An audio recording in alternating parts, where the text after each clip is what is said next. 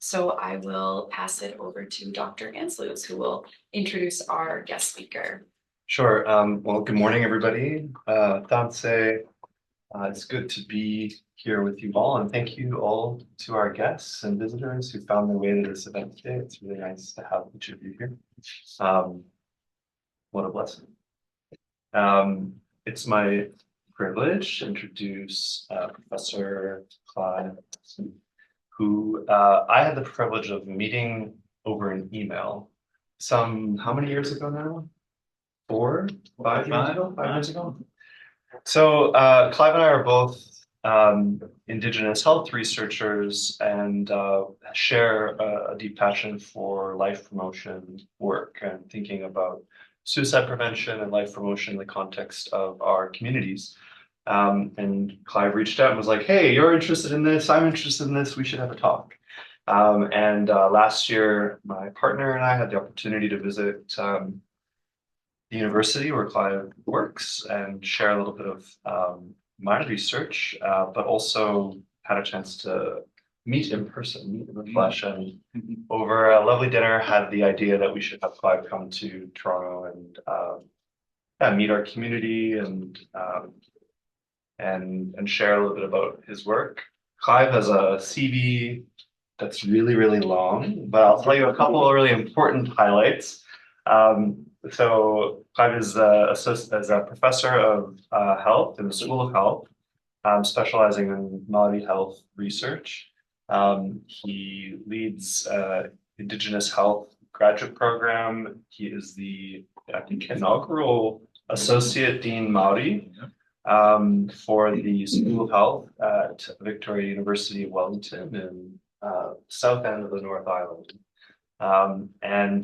It brings many really a wealth of wisdom from experience, from scholarship and leadership in areas of real key areas of Indigenous health, including suicide prevention, among many others. We'll be thinking a little bit about pandemic preparedness today. And I just want to offer my gratitude to Clive for coming to share with us and our broader community online about your work today. What's some other cool things? Clive is a man of the world. You know, he's lived in many parts of the world, including North Africa, Europe, Australia, New Zealand, Aotearoa in Te Reo Māori language, and fluent in a few languages, working on Te Reo. And it's just a delight to have you here, and we hope that you feel warmly welcome to Toronto. And we're really looking forward to learning from your photo today, and hope that if you have any questions along the way, just poke me and I'll leave it out. Jeffrey, tēnā koutou.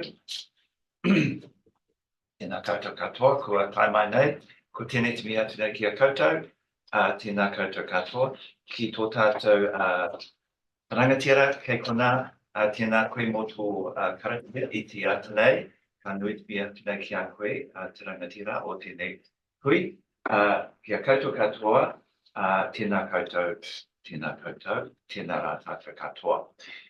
Kia ora everybody, greetings, and thank you Jeffrey for that lovely welcome. I do feel very warmly welcomed in this country. This is not my first visit to Canada. I've been here several times, and each time I come here, I feel more and more welcome. So thank you very much for being here today. To all the people on the screen throughout this beautiful country of Canada, greetings to you all, and what a great privilege it is to be able to speak with you today. Thank you for the invitation to this beautiful centre. As Jeffrey said, we did meet 5 years ago online, and the purpose of that meeting was in recognition of the fact that I was awarded a Winston Churchill Memorial Fellowship to come to Canada to look at the suicide interventions that are taking place in this country, so that we can learn some lessons from people in this country that I can take back to my country, because like you, we have a lot of issues that are very similar. We have inordinately high rates of suicide among Indigenous youth, as you do here in this country, and we're very keen to understand some of the things that you do that work, that we can take back home and used in our country to improve things among our own people. This is the inside of a meeting house at university that I come from. It's called a whare, and the words you see under my name are the names of the tribes to which I affiliate: Ngāti Maru, Ngāti Whanaunga, Ngāti Tamatera. Here's an old t-shirt. Right. I don't have to use that one for the arrows. Yeah. Here we go. So I was born on the banks of this beautiful river.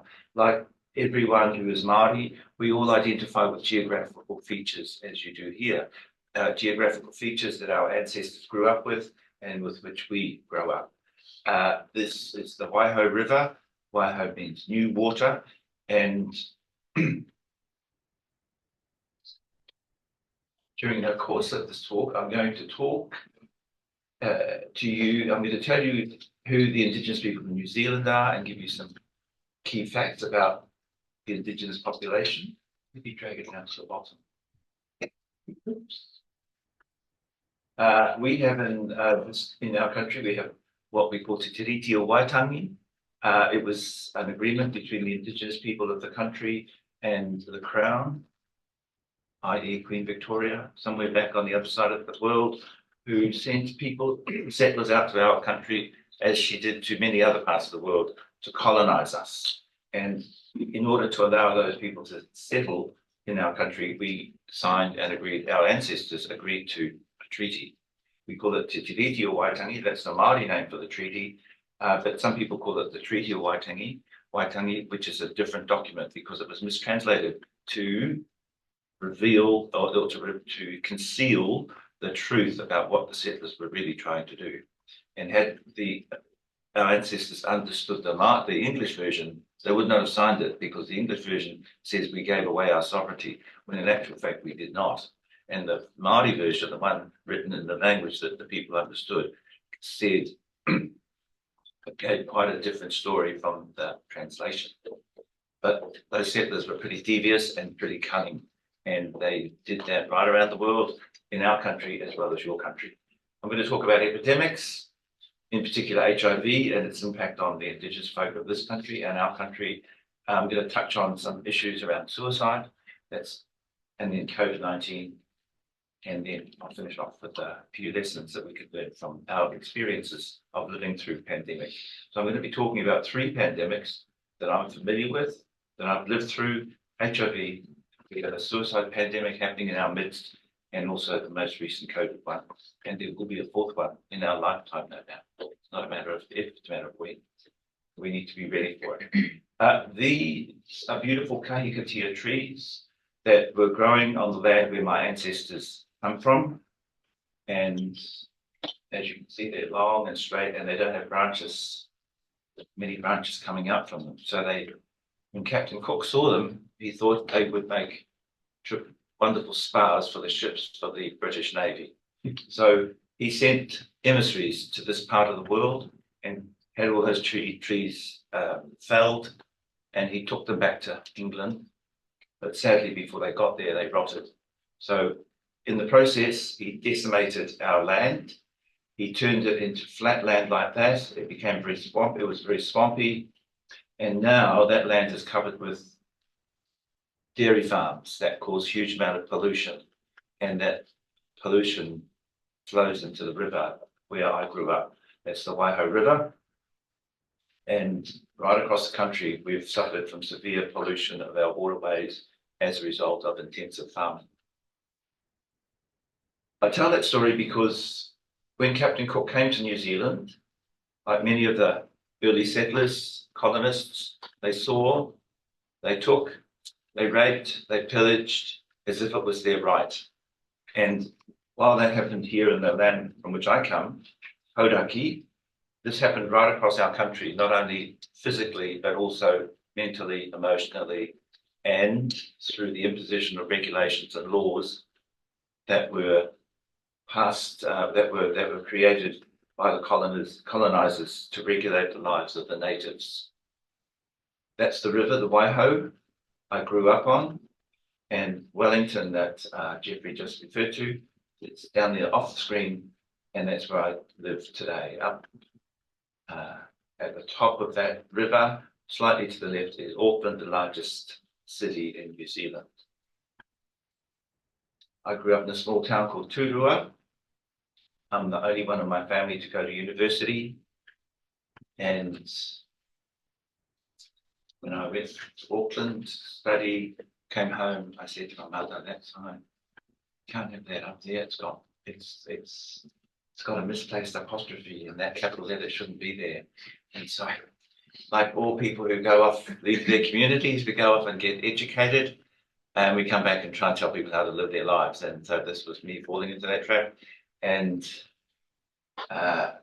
eventually the sign was removed. But this photo was taken by a friend, and she drove through my village, and she said, Clive, if you ever noticed that sign, and she sent me a photo of it, and I've kept it for posterity. But I'm telling you that story because that is often what happens when people go away to get educated. They come back and tell their families how things should be. And fortunately, my mother was very kind and she wasn't overly offended. And this is the meeting house that I associate with. These meeting houses are important because they tell the stories of our ancestors through the carvings on the outside and on the inside. And when young people go to these places for ceremonial occasions, they learn so much about their ancestry, which is a very important way of building resilience and identity and understanding of where we fit in the world. Sadly, often this is denied to a lot of people, especially those people, young people who were removed from their families. We have significant numbers of young people who are removed from their families and don't have the ability to go to these places on a regular basis and learn about their ancestry. And as we all know, our ancestors are very important to us because if it were not for them, we would not be here. And I often say to people, when we turn into ancestors, we want our grandchildren or our descendants to look back and say what honourable ancestors we were. So the extent to which we can make a contribution to making this a better world is really important in terms of being viewed as honourable ancestors when our time comes to join our ancestors. This is my grandmother on the right, Nana. She's the one from which my Māori ancestry comes. And Nana looked at an eclipse as a young woman, not knowing that you should shield your eyes when you look at an eclipse to protect them. But she didn't know that. And like many of our people, they don't get the correct information about how to be healthy and well.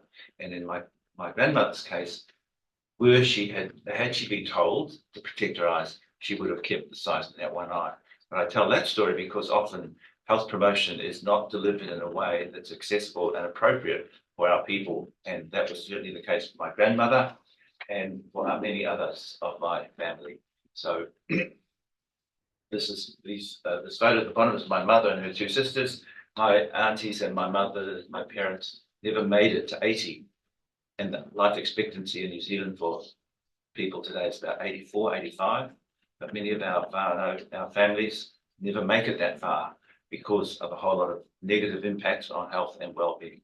And that is, today we live with the knowledge that Māori, the Indigenous people of this part of New Zealand, die at least 8 years younger, 8 years before everybody else. So the age gap in terms of mortality means that we miss out on 8 years of life that is available to our peers.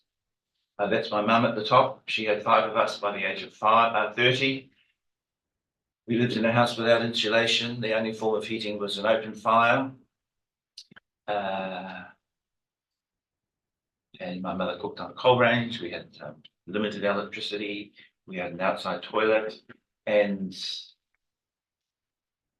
we had a lot of passive smoking in the house. There was a lot of consumption of alcohol. And there was a good amount of domestic family violence. But I'm very pleased to say that 5 of us are still alive and doing well. And despite the difficult situation in which we grew up, which is not uncommon for a lot of Indigenous people in New Zealand.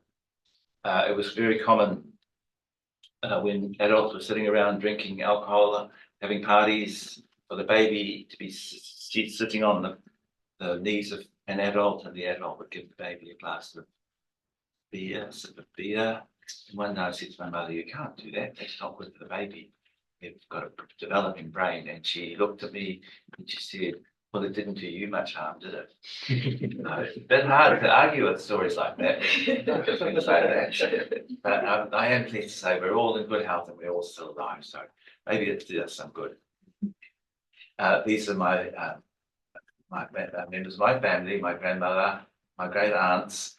And so there was a very strong influence from women in my family. And as I was growing up, they were my role models.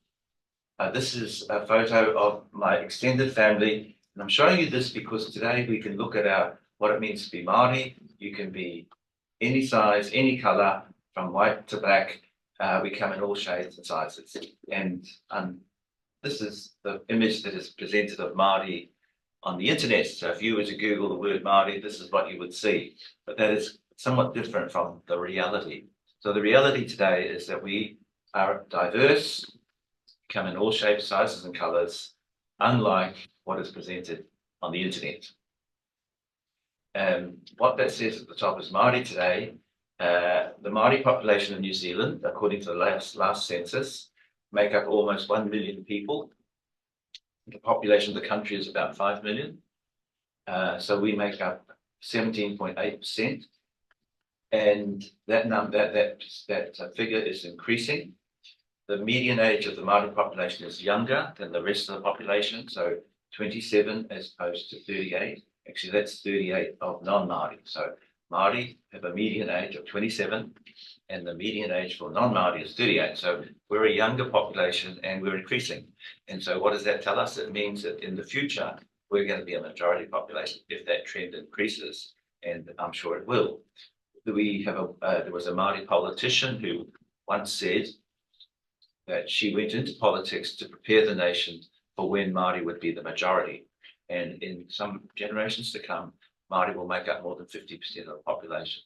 And we will see significant changes in terms of addressing social determinants of health, which present the main barriers to good health and well-being today.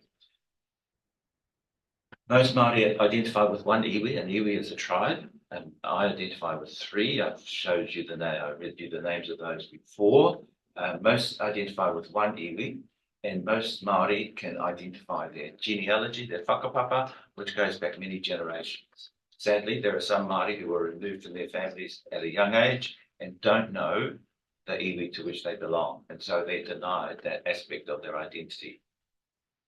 Unfortunately, we talk about a conveyor belt to prison for many Māori, and this is very common across countries, here in Canada, in Australia, where Māori make up 60% of all babies removed at birth. So the state will often intervene into the lives of women where they perceive a baby to be at risk, and for some reason, 60% of all removals are Māori babies.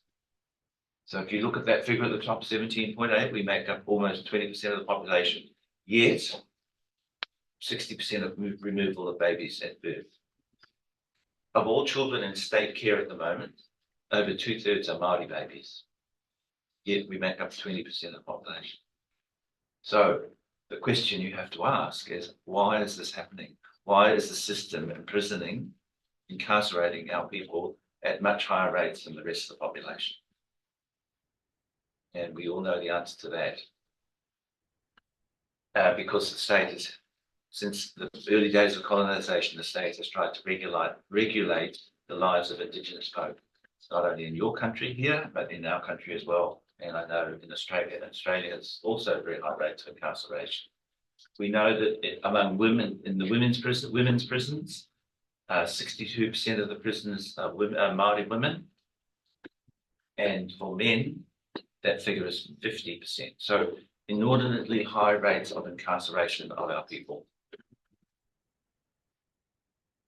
This is just a representation of the population of the country. And as you can see, the blue line is the latest census figures, and the red line and the orange line shows the 2018 census figures.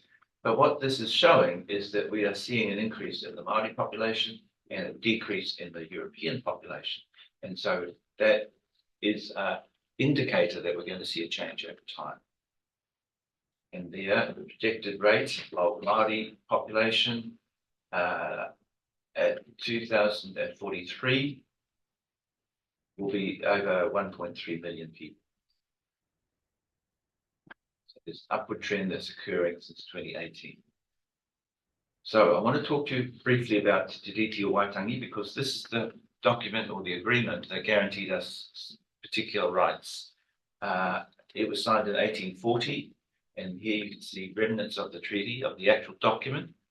When it was signed, it was thrown into a basement somewhere. Well, first of all, it was taken around the country to get 500 people to sign it, but then it was discarded, and people actually thought it was going to disappear and that we wouldn't have to honour the agreements that had been made in that treaty.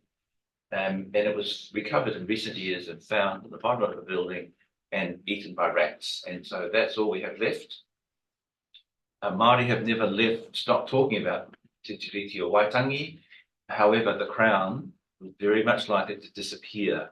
And we've just elected a new right-wing government in our country who is initiating legislation to adjust and amend some of the agreements in the treaty. And people, Māori, say that you can't trade it. That was an agreement. You cannot change an agreement that our ancestors signed up to in 1840. The current politicians who are pushing this line believe it's their right to relitigate the agreements of the treaty. But there's going to be significant opposition to that if they pursue that line. So here you can see an image that was, these are very common images that were portrayed of the treaty. You can't see the top of it, but at the top we see all these people in their finery, and we see the natives sitting on the ground. So that shows you the contrast that was in the minds of the people at the time, of the colonizer at the time. The natives are portrayed as in need of civilization, and the civilization comes from the people in their finery. The Treaty of Waitangi has 3 articles that the chiefs of the day signed up to. Tino rangatiratanga, chieftainship, they retain chieftainship and sovereignty over their land, their possessions, all that was before them. Kawanatanga was the 2nd article, which allows the other partner, the Crown partner, to govern and impose regulations for the settlers, not for Māori, not for the Indigenous folk. And the 3rd article is really important, and this is what we look at often when it comes to health outcomes. The Treaty of Waitangi said that all citizens in the country would have the same rights and responsibilities across the board. So this promises us equitable outcomes in terms of health service delivery. And today, when we know that Māori have greater rates of illness and disease than the rest of the population, we say this was not what we signed up to when the treaty. This is not what our ancestors signed up to when they signed the Treaty of Waitangi. So the equity, this is what we call the equity article, and we often come back to this and say, well, okay, what are you doing in terms of addressing equity for Māori?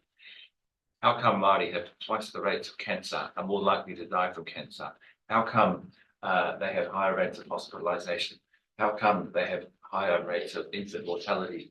We can go through a whole lot of health indicators which are similar to what is experienced here by Indigenous folk, and say that these are transgressions of the treaty and we want the government to rectify it. Here you can see again another representation of Te Tiriti, and these obviously paintings were made for the eyes of the colonizer and the people back in the country from which the colonizers came. The Treaty of Waitangi was signed on the 6th of February, which is the middle of summer in our country. People would not have been wearing all these clothes because they would have been sweltering and sweating. It would be like as if they were dressed like that in the heat that we're experiencing here today in Toronto. And as we can see, everyone's wearing very light clothing.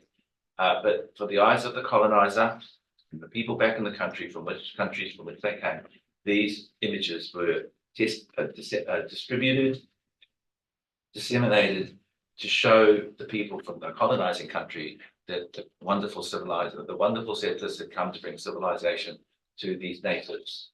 You can see another contrast in this image is that of the weaponry of the soldiers at the background there, as opposed to the wooden spears of the indigenous folk. Here we are, this wild native in need of civilization. Thank goodness the colonizers come to sort them out and bring civilization to us.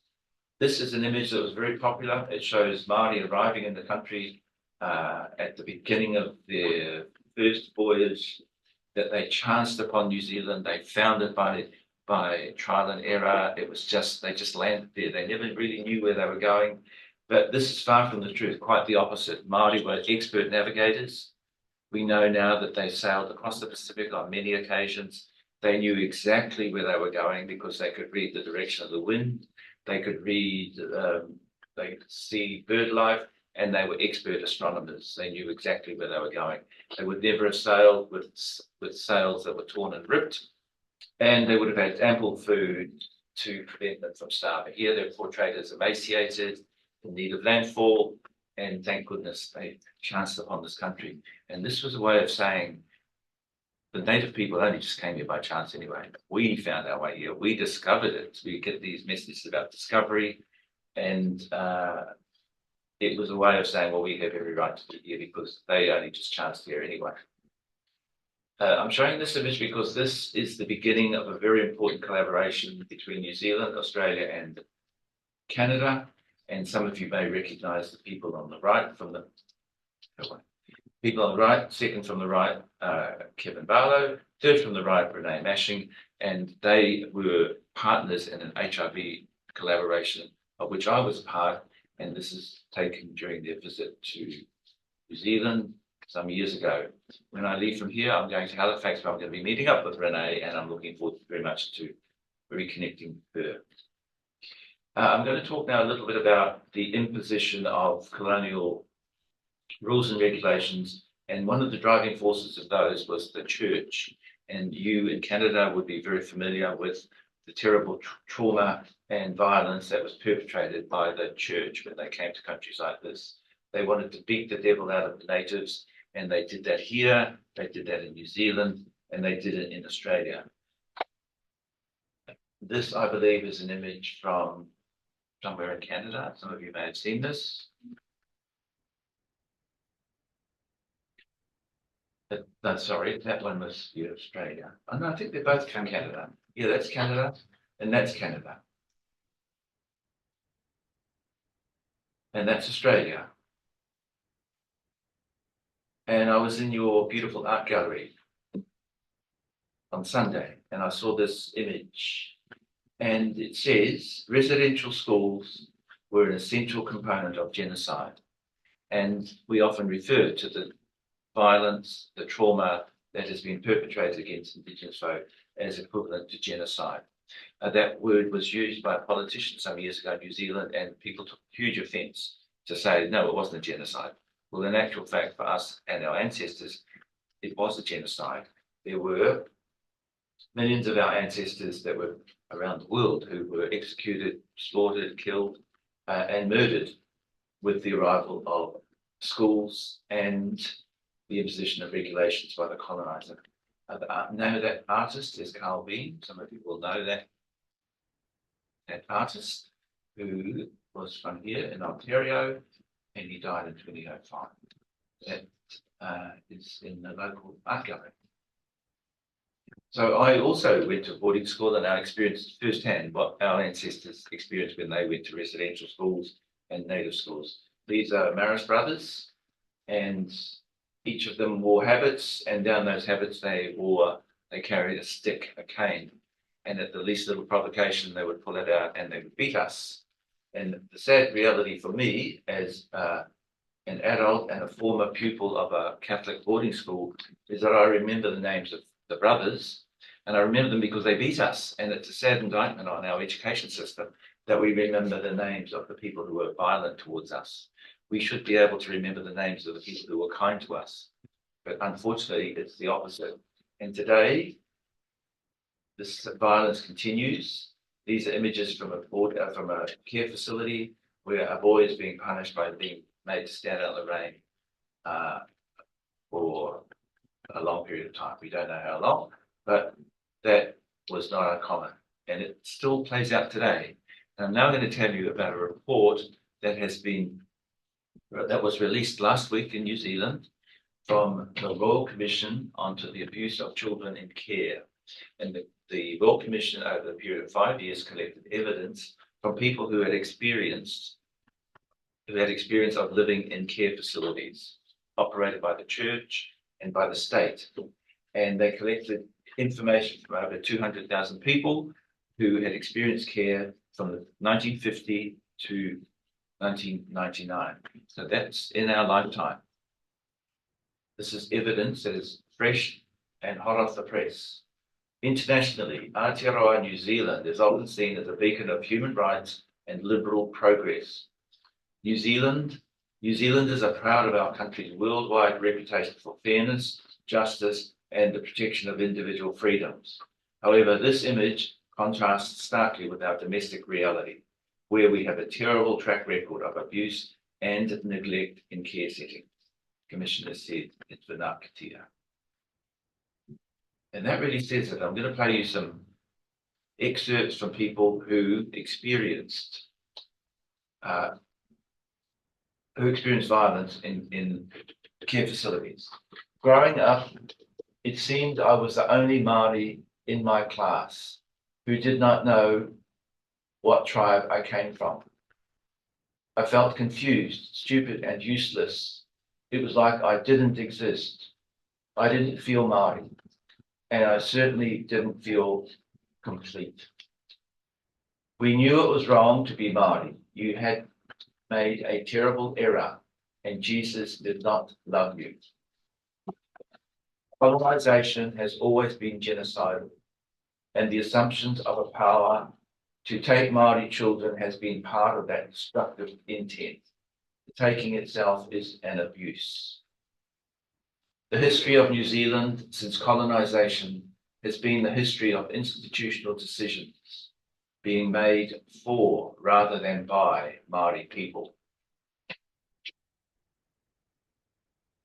On entry to Bollard Girls' Home, I had to be seen by a doctor who examined me to see if I had a venereal disease. There was no nurse, only a male doctor. He made me lay naked on the bed with my legs apart and feet in stirrups. I was never told why he was doing this. It just happened to me. I never got the chance to be Māori, and that was taken away from me. This is testimony from people, many of them of my vintage, who have experienced absolute trauma and violence when they're supposed to have been looked after by the people who were in charge. So the abuse of Indigenous people in New Zealand goes way back to the early days of colonisation. And I'm just going to tell you a story about a man called Mr. Yates, who was actually a missionary. He came to our country, that's him there, and he had sexual relations. Oh, whoopsie. I'll just intervene here and tell you about a conference that's happening in New Zealand called Whoopsie in 2025, November 2025. There's the web address. Keep your eyes open for that. We would love people from Canada to come and visit us and just take part in this conference. We're going to have some amazing guest speakers, aren't we, Jeffrey? Yeah, so that's true. Just keep that in mind. Coming back to Mr. Yates. What appalled the New Zealand missionaries was the discovery that with many of these young men, Yates had experienced sexual intimacies. And it goes on. I'm just going to read a bit from the bottom, further down. In the deposition given by Peggy, this is a young Māori fellow, he stated that as well as masturbation, Yates had practiced oral sex upon him, placing his penis in Peggy's mouth, for which pleasure he paid a pound of tobacco. So these are documents that are kept in our archives, and the archives tell us that the abuse of Indigenous folk began right at the early days of settlement and has continued up until the present time. We have a government who has now decided that the way to deal with young offenders, young Māori offenders, is to lock them up in what we call boot camps. and they will be sent into these boot camps. They began last week on the back of this report that was released. And so the abuse of our young people continues even today. It began back in the early days of settlement. Here we have Misty Yates, who cohabited with young people and abused young men in the settlements. That's the young man that he fell in, the young man that fell in love with Mr. Yates, apparently. His name was Edward Pare. And now I'm going to quickly show you some photos of what happens if you have access to these places. These are some beautiful whare in our country, and the young people can build up. There's my partner on the left there, Terry. Another thing that settlers did when they first came was to desecrate many of our artworks. This is a beautiful artwork in the museum in Auckland. And as you can see, there's some desecration that's happened to the genitals of this carving.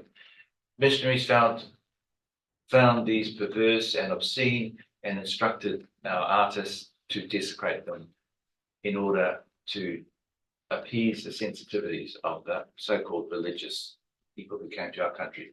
That's a modern day image on the right and a desecrated one on the left. I'm going to go through these quickly because I want to touch on some of the other epidemics that we've had. We've had an epidemic caused by religion and colonization with regard to mental health. And these are some images of inside whare where people talk about the lives of our ancestors, and people gain tremendous ancestral knowledge that helps us to understand our part and where we sit in the world. So I'm going to quickly touch on the HIV pandemic. These are the names of people I have known personally who have passed away from HIV-related illnesses, and there is a significant number of Māori among those people. Māori have been adversely affected by HIV. Indigenous folk in this country have been adversely affected by HIV. These are the faces of some friends of mine who have died from AIDS-related illnesses. These are the quilts that some of you will be familiar with of people who have died, and they represent the enormity of the pandemic. I believe by now about 40 million people have died from AIDS-related illnesses, and a significant number of those are Māori and Indigenous people around the world. The quilt is so big that they don't have a barn or a shed big enough to house the quilt. And here is a modern day representation of the people we've lost to this pandemic. Who's got an Instagram account in this room? A few of you, so you might want to check there. Add your name to this. You might want to like this page. It's called the AIDS Memorial, and it documents the lives of many of the folk we've lost through this pandemic, with photos and with stories. It's a beautiful, beautiful tribute that has replaced the quilt. This photo depicts a weekend at Fire Island where my friend Felix and his friends would escape the heat, intolerance and oppression of New York in the early 1970s. All of the beautiful souls in this photo are gone now, including my sweet, wonderful, incomparable and unique Felix. Felix left New York shortly after this photo was taken to live openly and freely in San Francisco, where he found acceptance and love beyond measure. I met Felix in 1982 at the San Francisco Gay Freedom Day Parade, and I was instantly smitten by his wit, charm, and joy. He mentored me, coached me, dressed me, and reinvented me into the man I am today with his love and affection and devotion. We were together from 1983 until 2017, when Felix lost his over 20-year valiant battle with HIV. So look up that site on Instagram, and it's sobering, and it's a powerful reminder of the fact that this epidemic, the pandemic, has had a profound effect on our communities. I just want to quickly tell you two other tragedies that have occurred during the HIV pandemic. This plane flying from New York to Geneva crashed off Halifax soon after takeoff. And I'm going to Halifax to see the memorial that has been set up at a place called Peggy's Cove, that some of you will know. And that happened in 1998. And on that plane was a man called Jonathan Mann, who was a very prominent HIV human rights activist, going back to Geneva with his wife. because he was working at the World Health Organization. And on that plane was my friend Joe, who is a friend of mine from the time when I lived in Paris. And I want to go and see Joe's name on the memorial. And that little boy sitting on Joe's knee is my son, who is now 28 and lives in London. And another tragedy that occurred during the HIV pandemic was when a plane taking off from Amsterdam towards the AIDS conference in Melbourne was shot down over Ukraine by Russian artillery. And as somebody said at the time, the cure for AIDS could well have been on that plane. We don't know, because there were scientists going from Amsterdam to present findings, no doubt, at the AIDS conference. So not only have we lost many of our friends, peers, and family members, but there have been other associated tragedies along the way. And we're still alive to talk about it, and we have great responsibility to do so. This is a document that I picked up in New York in 1983, which is a good indication of how gay communities have been really active in terms of preventing HIV. Our first AIDS death in New Zealand was in 1985, but HIV became a thing in 1981 when it was first discovered in New York. These are photos I took in Paris in the early 80s. Just to give you an idea about, and these are photos I took 30 years later that show how much better photography is now compared to what it was 30 years ago, if nothing else. But also it demonstrates the extent to which the gay community can now stand proud. We have rainbow flags everywhere. We have gay pride parades. We didn't have those to that extent in the early 80s when activism was so important in terms of preventing HIV. Edmund White once wrote, "I thought that never had a group been placed on such a rapid cycle, oppressed in the 90s, freed in the 60s, exalted in the 70s, and wiped out in the 80s. And for many of us, that is the reality. We have lost so many of our friends to this pandemic. We have a suicide pandemic happening in our midst. And this is a photo of my friend. This is the last photo ever taken of Shane. He was out celebrating his 40th birthday with his mum and dad. And there are 11 people I know who have died by suicide. And of those, 8 are members of the so-called gay and lesbian community. So gay and lesbian people have higher rates of suicide risk. And of these numbers, 3 are Māori. So while that's not representation, there's no representation of the actual figures, it does show from my experience the disproportionate rates that affect members of the gay community, but also members of the Māori community. Shown there. And I'm going to quickly show you, I was invited to a meeting back in the 1995, a youth suicide seminar. I raised my hand and said, surely gay people are at greater risk of HIV, of suicide. And the woman running the seminar said, no, there's no such empirical evidence. Well, when we look back now on the evidence, there was significant evidence.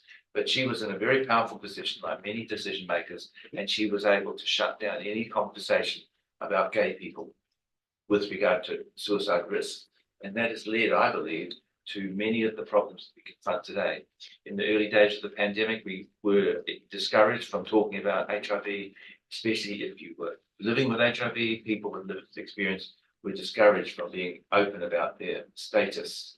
But being open and clear about your status has become a really important way of preventing the ongoing effects of HIV and suicide. These are just cuttings from a newspaper where schools back in the day also denied the existence of gay students. And I go quickly through those, but you can look at these in due course once this is recorded down online. Members of our community that are particularly affected by prejudice, discrimination, stigma are transgender people, and we need now to make significant steps in terms of addressing issues for transgender people. And from these surveys, you can see that there are significant numbers of people amongst in our survey respondents who identify as transgender. In the early days of the pandemic, it was convenient to call to refer to the 4 H's: homosexuals, heroin users, hookers, and Haitians. They were the people who were most adversely affected by HIV. And what that meant was that people who did not fall into one of those groups could then say they weren't at risk or consider themselves not at risk. But now we know that HIV affects everyone, not only those living with HIV, but also our extended families. Oops. And so what about Indigenous people? I'll put that there because while these are the people who are most at risk of HIV, nobody has really identified Indigenous people as being at risk of HIV to a greater extent than other folk. And I'm going to show you now some slides that indicate that Indigenous people have disproportionate rates of HIV. So in New Zealand, we didn't start collecting data until 10 years into the pandemic, data about Māori, 15 years into the pandemic. And so there was a whole period of 15 years when we did not collect data about Māori HIV diagnoses. And now this is a really important slide I want you to focus on. These show the standardized rates of HIV among Indigenous folk in New Zealand, Australia and Canada. And if you look at the column for Australia, you can see the figure in red that Indigenous women have higher rates of HIV than in non-Indigenous women. The rates for men are about the same. But here in Canada, you have very high rates of HIV among Indigenous folk, both men and women compared with non-Indigenous folk. And this study was based on publicly available HIV diagnoses in Australia, New Zealand, Canada. Now, this is from about over 10 years ago, 2011, but there has been a study that's been conducted since that still show that there are disproportionately high rates among Indigenous people here and in my country and in Australia. In New Zealand, we have very small rates of HIV prevalence, so it's difficult to say with make hard and fast statements, but there was a slight increase among Indigenous women when this study was carried out. And this, I'm showing you this slide because it's really the only study that has been done to compare the rates of HIV among Indigenous people in our 3 countries. But this is extremely important, and over time we will see whether those rates continue. And I believe that this has provided your government with significant information and evidence to start addressing HIV amongst Indigenous people in this country. And I need to acknowledge the generosity that they have shown to myself and other people with regard to research funding. This is the more updated study. This was conducted in 2021, and it still shows high rates. The blue line is the rates of HIV diagnoses in Canada. Then we've got Australia, United States, and New Zealand. And so while there's a decline since 2009, it's still higher than the other countries. And on the left, we've got the total number. On the right, at the top, we've got HIV diagnosis among men, and then among women at the bottom right-hand corner. Some of you will know some of the people who did that study, and it would be interesting to see whether this is going to be replicated in due course. That paper is available in AIDS, and the reference is there. A friend of mine, Martin, living with HIV, and today we know that the pandemic causes the deaths of the equivalent to the population of Amsterdam. We've had 42 million AIDS-related deaths since 1981, when HIV was first discovered. And we have almost 40 million people living with HIV in the world. 31 million are able to access antiretroviral therapy, but that still means there's a gap of about 8 million people who are HIV positive that cannot access antiretroviral treatment. And we get almost 2 million new diagnoses each year. So the pandemic is far from over. And 630,000 people died from AIDS-related illnesses. And in 2023, somebody died from an HIV-related illness every minute. So it is a major pandemic, and it still is impacting our Indigenous folk around the world, of which there are 400 million people around the world, Indigenous folk around the world. So it's having a significant impact on our Indigenous communities. I'm going to go through these quite quickly now, but this really shows the disproportionate number of articles about HIV that have been conducted since the beginning of the pandemic. This was a study that I was involved with a man called Joel Negan, who's Canadian, based in Sydney, and it showed that there were, I'm going to go to the next slide, it showed that there were lots of articles generated in between 2005 and 2009, and many of them were from Canada. So we're seeing high rates of HIV in this country, but also the generation of a significant number of articles compared to other countries. And what those articles show is that they focus to a large extent on the vulnerabilities of Indigenous people. So social disadvantage, poor access to health, high rates of drug use, stigma and discrimination. And as you read through that list, you can see how researchers really focus on all the vulnerabilities and so-called risks. They fail to acknowledge the strengths of what it means to be Indigenous. And this is, I believe, this is where we need to move our focus to what are the things that make us strong, make our community strong, and protect us from diseases such as HIV. What protects us from suicide risk? What protects us from high rates of mental health? And unfortunately, the research that has been conducted in HIV simply focuses on the vulnerability. And there again, we see Indigenous people being stigmatized, demonized, where they're only seen as vulnerable, susceptible to disease. And there again, there are all the themes that come through from those articles that we looked at.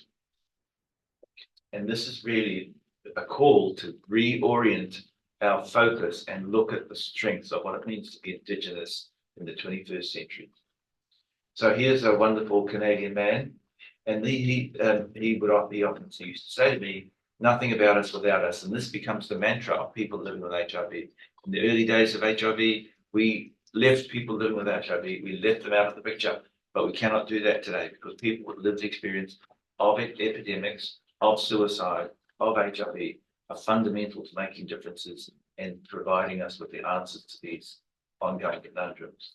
This is an example of a really strong response to HIV.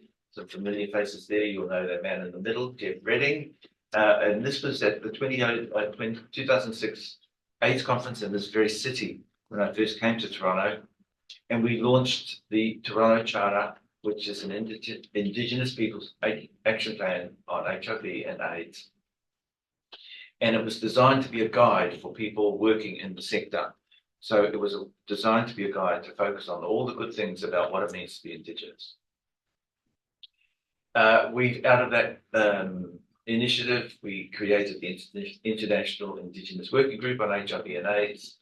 For over 2 decades, Indigenous people around the world have been on a path leading towards the forming of an International Indigenous Working Group on HIV and AIDS. And there's a photo of this very group taken over 10 years ago now, but I was very pleased to see that they had a very strong presence at the latest AIDS conference in Munich that took place just a couple of weeks ago. So the International Indigenous Working Group still works very strongly to prevent or to create an awareness of important issues around HIV. The mission of IGWA is to elevate the status of Indigenous peoples as a priority population in the global response to HIV, hepatitis C, tuberculosis, and STIs, advocating for the essential allocation of targeted funding. And those last few words are the really important ones, because if we don't have sufficient funding to carry out strategies and prevent the ongoing spread of HIV, then those groups become a little bit toothless. But we need to make sure that our governments are generous and kind with their funding. Just touching on the COVID pandemic in New Zealand, at the beginning of the pandemic, some people did a study and they said that we were going to see inequities with regard to HIV, with regard to COVID infections. And the government was warned that they needed to devote ample resources to ensuring that we had the same outcomes for Māori as for everybody else. And then a year later, lo and behold, we see higher rates of hospitalization. So what they were predicting in their modeling became a reality. And yet again, this is a great example of how governments fail to take advice from people with regard to the health and well-being of Indigenous people. We saw inequalities with regard to vaccinations. People didn't get Indigenous Māori did not get the same access to vaccinations until community health organisations went into communities and encouraged people to be vaccinated. So I'm going to finish here, and these are just some of the lessons that we need to probably focus on when we think about the next pandemic. I've talked about the HIV pandemic, the suicide pandemic, the COVID-19 pandemic, and how that disproportionately affected Indigenous peoples. So we need to anticipate inequalities. We need, as I've just shown you in those articles from the COVID pandemic, we need to anticipate that there will be inequities. We are already living with inequities, and they will play out in the next pandemic, but we need to be prepared for those. We need to promote behaviour change to prepare people and provide them with information. Remember my grandmother, she didn't get the right information. We need to make sure that everybody gets the right information in terms of changing their behaviour for the future pandemic. Hand washing has become a thing. You see people wearing masks now. And we need to have meaningful community engagement. This is really important.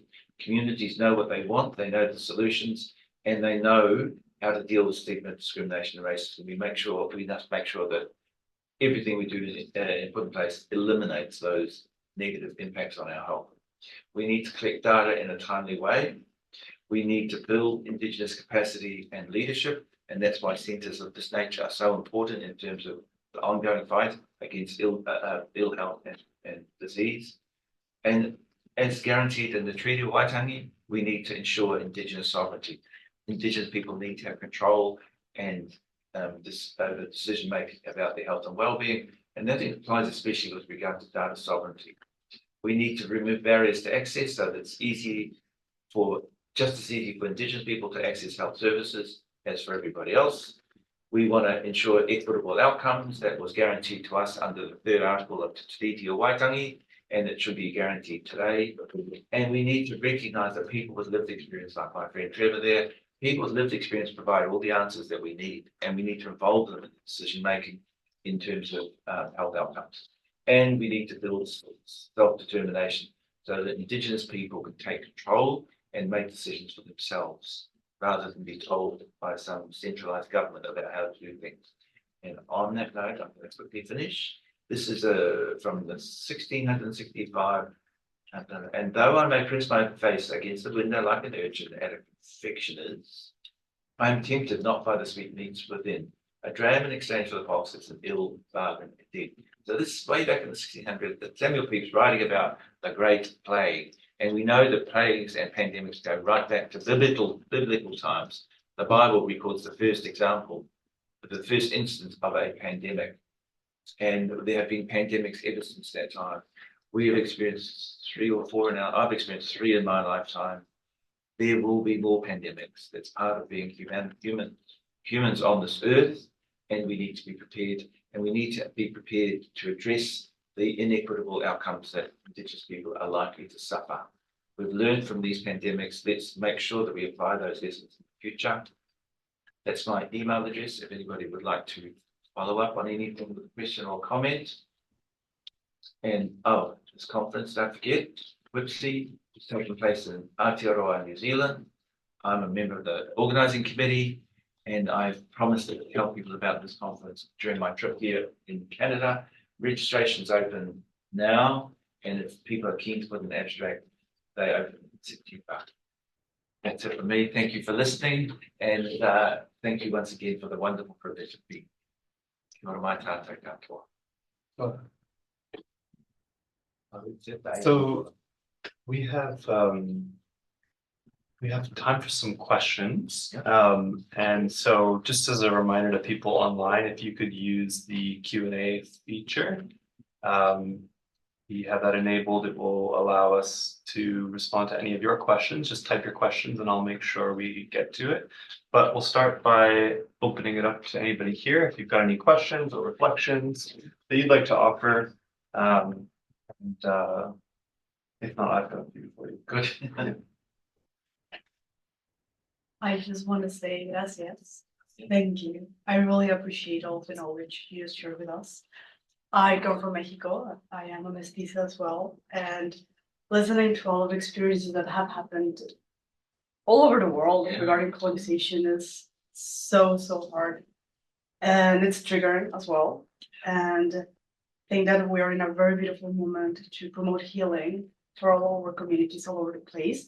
And I am so happy to see all of this people all over the place trying to reclaim their identities, their knowledge, and their ancestral power. And it's just such a honor. Thank you so much. That's it. Thank you so much.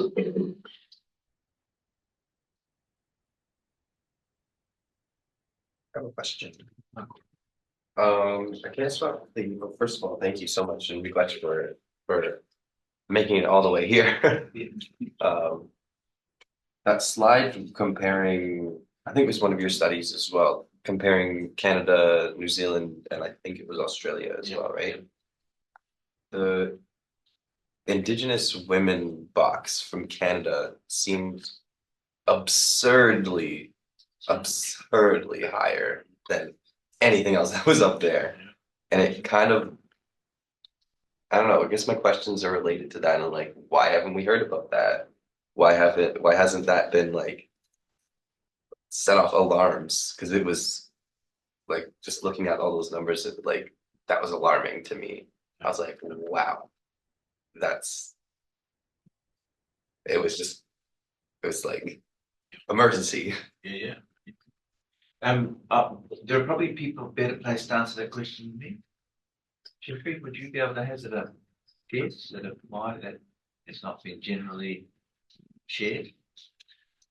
Well, I think there's a couple of reasons for that. One part of number one, it reflects broader health inequalities related to Indigenous people, and the lack of information being shared with First Nations and Youth Métis related to our own health. But the gender dynamics of that are very important to pay attention to. And if you think about the kind of broader continuum that Clive spoke to about, if you look at one of these issues in isolation without the context, you don't have the full story. But the same stats related to incarceration is also true of Indigenous women. The highest incarceration rates in Canada are of Indigenous women. Who is targeted most directly in the child welfare process? Indigenous mothers.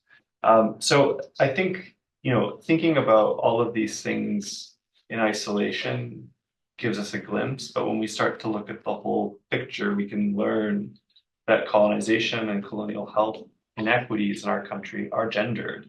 And they take aim in particular and have disproportionate impacts of Indigenous women. One of the recommendations of the inquiry on missing and murdered Indigenous women and girls and Two-Spirit peoples was to apply a human rights and gender-based analysis to all health inequities in Canada. And one of the places that's most prominent, of course, is in relationship to HIV. But I think the other piece of it is that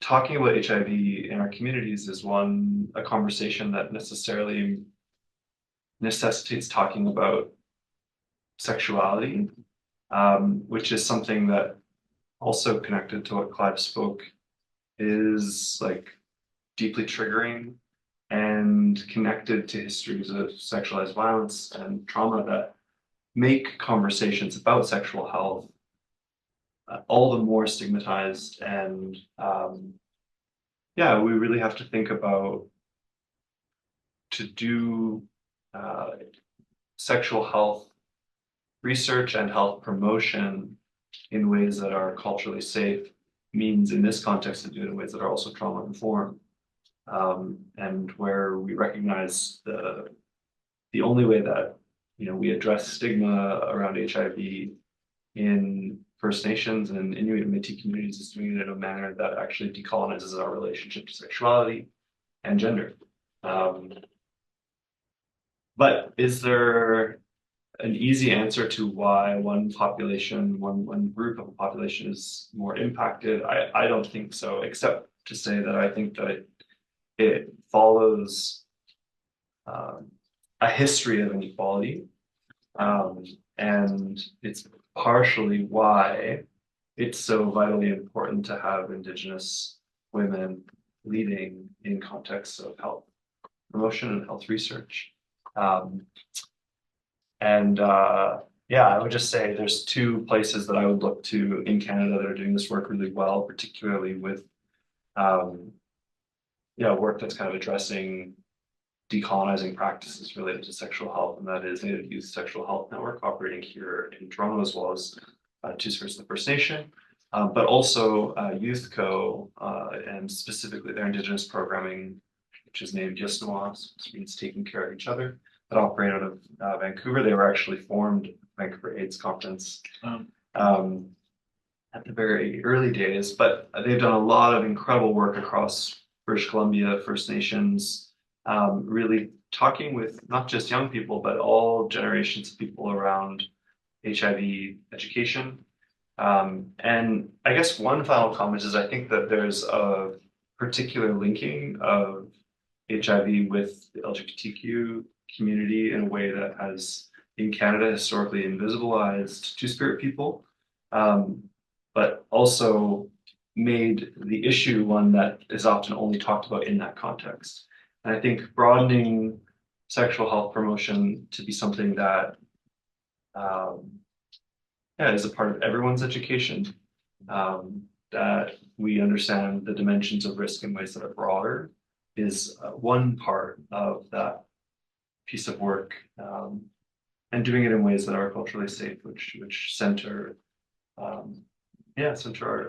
teachings. Jeff Redding, who you referenced, has done some really important work, but also Charlotte Lopi, who's a dear friend of Wakvanis. It's a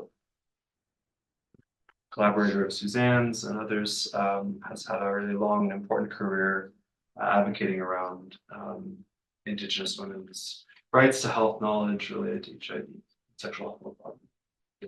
That's my attempt. Yeah, I think that's a good answer. If I could just add, so the article that that discusses that table and those rates begins by saying, I seem to remember, that HIV is spread by two of the most stigmatized forms of behavior: sex between men and injecting drug use.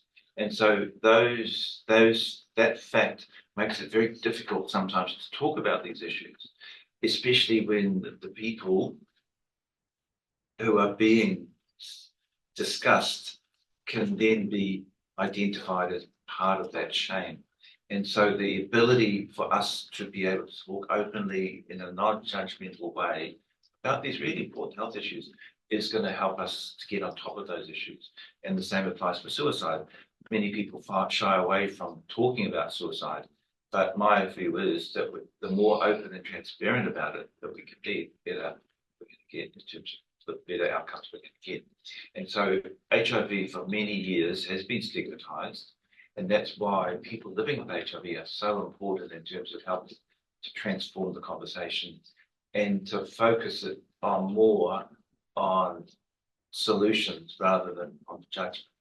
And so I wouldn't like you to go away from this meeting today with negative views about Indigenous women, for example. What we need to be doing is providing strategies and measures to build people's health and well-being. And yes, I think that's probably the most important thing I'd like to say at that point. But also I want to acknowledge Charlotte, because Charlotte is the person put in contact with you. Yeah. She's done some wonderful work.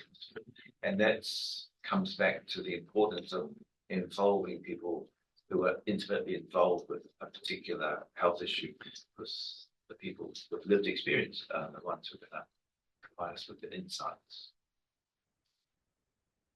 Questions or comments? Yeah, you go for it. So in public health, it is very, very hard to have access to health nowadays with like Native communities, like even like I am as an immigrant, having access to health is very, very hard. And that there's lots of stigma and there's lots of racism and discrimination. So how can we change that systemic harm that keeps going on within the system? What would be kind of like a recommendation, or how do we change this? Yeah, I think there's a lot of answers to that question, because we're talking about a system that has become so entrenched, especially in Canada, New Zealand, Australia. It's become entrenched since the days of colonisation, and the system stays in place because of all the systemic barriers that are part of that system. Racism is very much part of our system, our health system, and how we break that down is hugely complex. And I often say that it's not going to go away in my lifetime, but maybe it will in the future with future generations. And each of us has a small role to play in terms of our time on this earth to bring about a change and bring about difference. But it takes a huge cumulative effort on the part of everybody to bring about that change. And sadly, a sad reflection of our health profession is that many of the people working in that profession have no understanding of minority issues because they're not from a minority. And that's where lived experience is so important. And that's why presenters like this are so important, because you're training people to become part of the workforce in the future who will help to make a difference. So that's yeah, we're not going to see a change overnight, but we can all contribute in our own small way to making this a better place. And that's why social justice is so important. The more we're committed to making that, the better we're going to be in terms of providing a better society. But I often say that what is going to be good for Indigenous people is going to be good for everybody.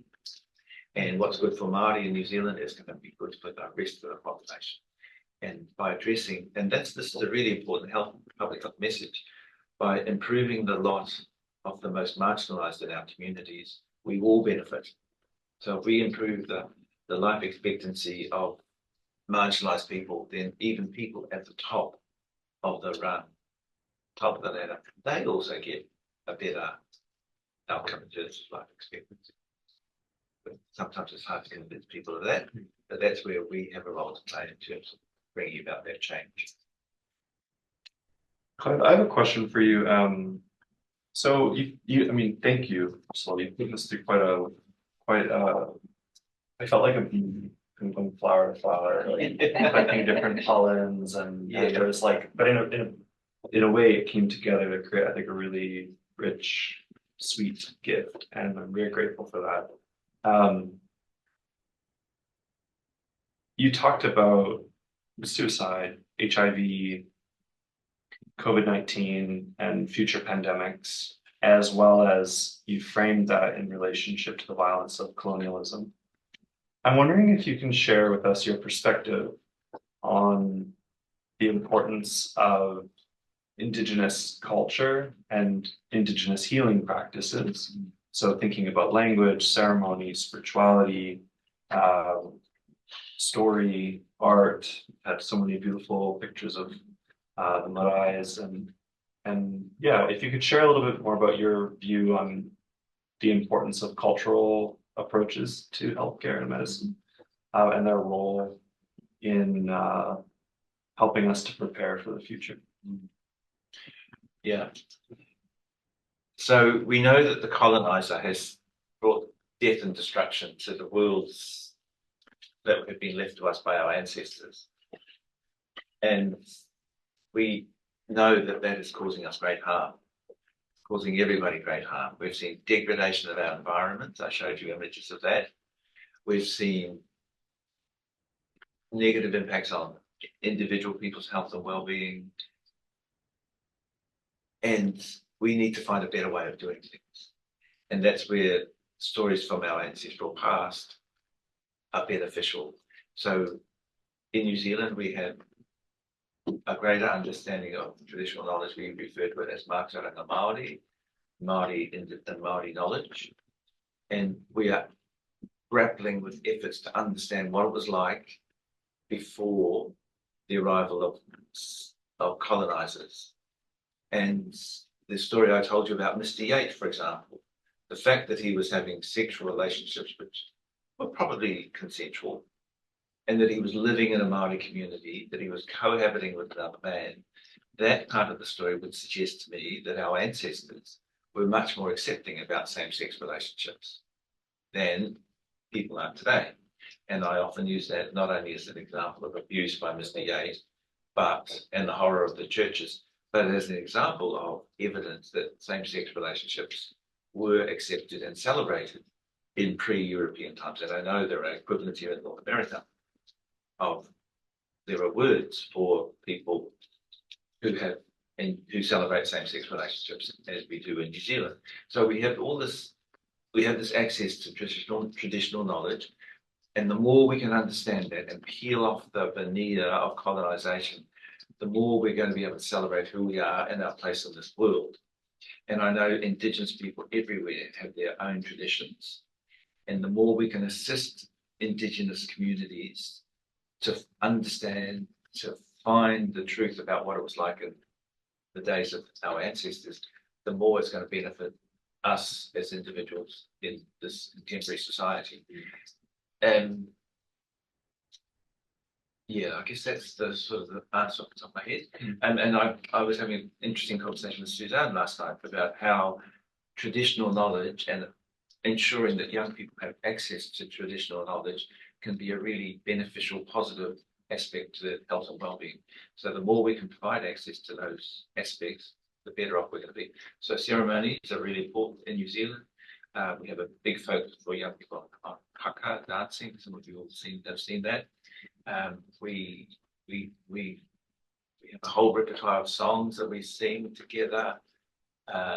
We celebrate what it means to be Māori in the 21st century in a contemporary way, but also we try and understand what our ancestors left us and how that applies to our lives today. Yeah, I think that's so resonant with the work that's happening in Indigenous health here in Canada and elsewhere around the world, that we're not just engaging in ceremony symbolically, we're doing so because we believe there's a wealth of really the blessings of our ancestors to inform how we live a good life. And in Anishinaabe Moana language spoken here, we talk about this as Minabamatsuan, a good life. We know, we learn what that is through our dances, through our songs, through our prayers, through our relationships to medicine. And I really appreciate too you sharing photographs and stories, because stories have a lot of wisdom, to them. We make sense of how to act, how to live well by learning from the past. So I really believe that. Maybe just check in online if there's anybody who has any questions online. We'll just remember that you're there with us. And if not, that's okay too. But I just want to make sure there's time, and maybe we have about 5 more minutes. So if there's other questions, we can take now. Otherwise, we'll wrap. Yeah. Again, thank you for the whole session. It was very informative. It's just, I just wanted to ask, like, out of your lived experience, what was one of that moment where you felt extremely empowered, or you felt that, you were proud to be who you were, considering the things that you've gone through, you've seen, and just your lived experience? That's a beautiful question. Thank you so much. And it's a difficult question to answer, because there have been many times in my life when I've felt empowered. But I think that probably the one that has made me feel most empowered is when I got a PhD, because I never expected to ever graduate beyond a bachelor's degree. So I did an undergraduate degree, I scraped through, and I found it really difficult. I went straight from school to a university. I've never been to a university. Nobody in my family been to a university. My father was a farmer on a small little dairy farm. My mother worked in a bar. So we had no experience at universities. Off I went to university, scraped through my undergraduate degree, and became a school teacher. And then one day, years later, I had the chance to go back to university. And I found it a whole different experience. And lo and behold, I became Dr. Aspin, I never ever expected to become a doctor. And even today, I sort of think, wow, how lucky am I? But I only got to be in that position because I was supported by a whole lot of people along the way. And what that showed me was that the more we can assist our Indigenous young people to become graduates, to do postgraduate study, to become doctors, the more they're going to have the ability to make decisions about the world in which we live. And so it's a wonderful privilege to get a PhD, but it also has a big responsibility in terms of pushing the boundaries and pushing back on some of the terrible things that happen in our society. And so I guess for me, that's given me the biggest pleasure in terms of who I am and what I am today. And I hope that contributes to making our work a little bit better. But and you know, it's also recognition of the fact that people sort of sit up and listen to you when you talk, and sometimes people with PhD talk a whole lot of nonsense, and so we can somehow counteract that. Yeah. So anyone here who's thinking about doing postgraduate studies, I think I've heard you. You're going to do a PhD. I really encourage you to continue on that journey because you become such influential people in terms of making change. So good on you. It's interesting in Canada, since 2015, Truth and Reconciliation Commission on Residential Schools released its calls to action in 2016. Educational attainment for Indigenous peoples has gone down since the TRC, which is counters a lot of the popular conception that the TRC somehow made universities better places. The truth is we need people to do graduate education, professional education, university, finish high school. And we also have to commit to making universities places deserving of Indigenous people, places that Indigenous people can thrive in, whose knowledges are valued and welcomed. Yeah, it's not just talking about Indigenous people that will liberate Indigenous people. It's about having spaces led by, shaped by, nourished by, vibrant with Indigenous life. And so, yeah, Clive, thank you for sharing some of your life with us today and your scholarship. And I think you've given us lots to think about. And I'll also be at WIPC, so I do hope if any of you are interested in joining us from Wakabanis at this conference, make sure you do submit your abstracts this September. And yeah, thanks to those of you who joined us online today. Do you want to close this out? For sure, Miigwech. Yes, expressing tremendous gratitude on behalf of the Ontario NEIHR for being with us today. Thank you so much.